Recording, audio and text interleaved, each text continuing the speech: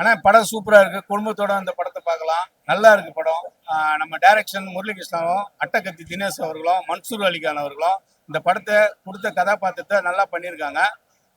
குடும்பத்தோட வந்து படம் பார்க்கலாம். இந்த படத்தில் வந்து வீரம், காமெடி, சென்டிமெண்ட்டு எல்லாமே கலந்துருக்கு. ஜாலியாக இருக்குது படம் பார்க்க. சாங்கும் நல்லா இருக்குது. ஒரு ஜல்லிக்கட்டு பாட்டு ஒன்று இருக்குது.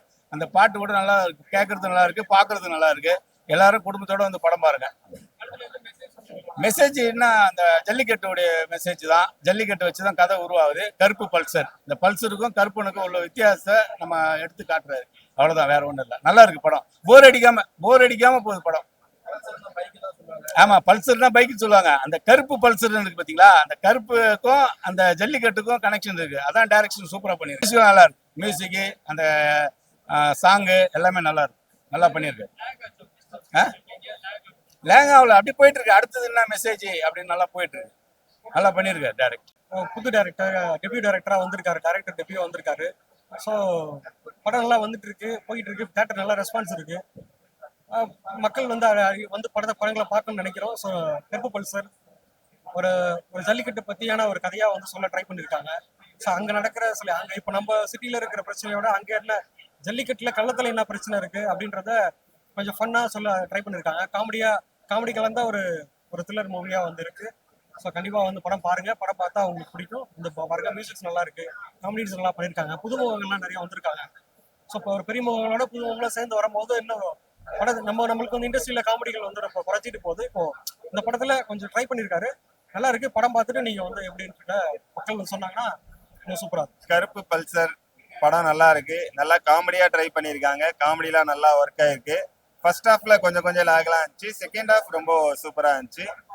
ஹீரோ ஹீரோயின் காம்பினேஷன்லாம் ரொம்ப நல்லா இருந்துச்சு. அவங்க தினேஷ்க்கு வந்து தங்கச்சியா நடிச்சவங்க, அவங்களோட ஹஸ்பண்டா நடிச்சவங்க, அவங்க கேரக்டர்லாம் நல்லா இருந்துச்சு.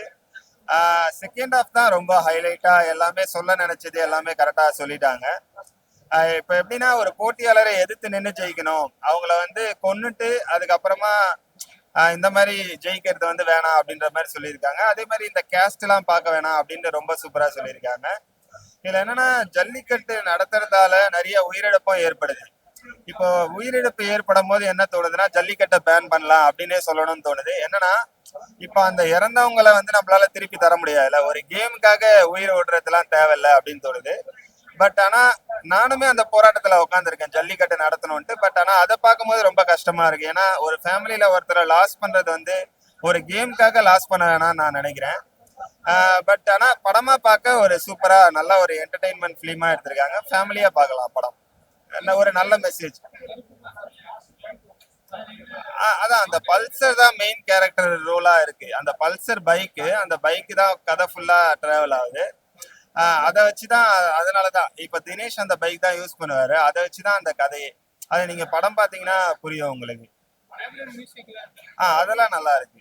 பேக்ரவுண்ட் மியூசிக்லாம் படத்துக்கு என்ன தேவையோ அதை கரெக்டா பண்ணிருக்காங்க.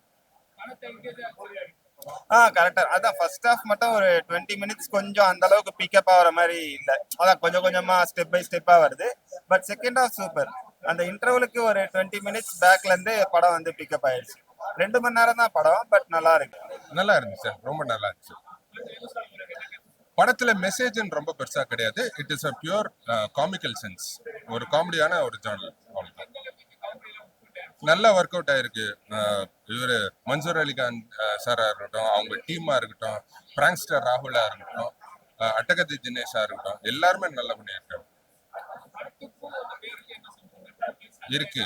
கருப்பு பல்சர்ன்றது ஒரு பைக்கு. அந்த பைக்கு முக்கியமான கேரக்டர் ஒன்று பிளே பண்ணியிருக்கு படத்துல. அதுதான் கதை. நான் அதை சொல்ல விரும்பல, சொன்னா சுவாரஸ்யம் போயிடும். நல்லா பண்ணியிருக்காங்க.